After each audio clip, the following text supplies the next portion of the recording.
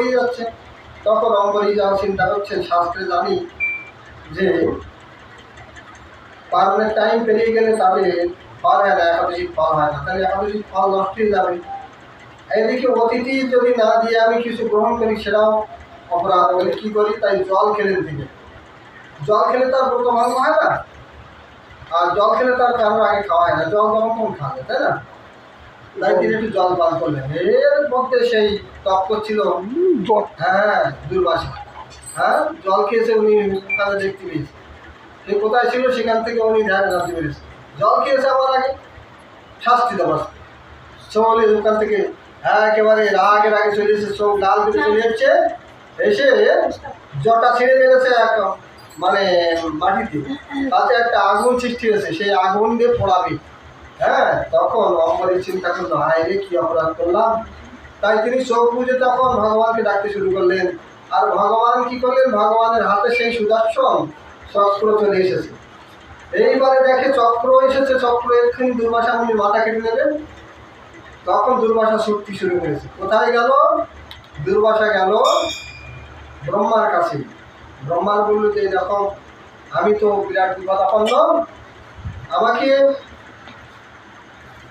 তো যেতে হবে এক্ষুনি, সেই কোথায় যাবো, আমাকে একটু তো মেরে ফেলবো, ওই দেখো সুদর্শন আছে।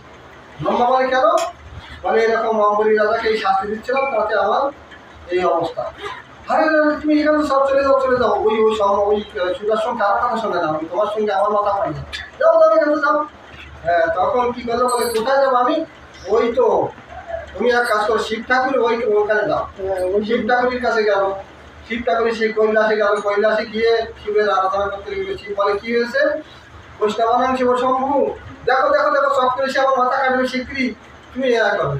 শিব বলে সর্বনাশ করেছে, আরে তুমি সেখানে চলে যাও, ও আমি চক্র রক্ষা করতে পারবো না, এক কাজ করো, যার অস্ত্র তার কাছে যাও। তখন গেল সেই বৈকুণ্ঠে, কত দৌড় পাচ্ছে চিন্তা করে। হ্যাঁ, এটা তো পথ, কৈলাস থেকে বৈকুণ্ঠ, হ্যাঁ, সত্যলোক থেকে কৈলাস, এটা তো পথ। এইবারে সেই যাওয়ার শক্তি আছে অবশ্যই, কিন্তু ভগবানের কাছে গেল। ভগবান কি বলছে যে তোমার চক্র দেখো, আমাকে মাথা কাটার জন্য ছুটছে আমার পাশ। বলে আমার চক্র?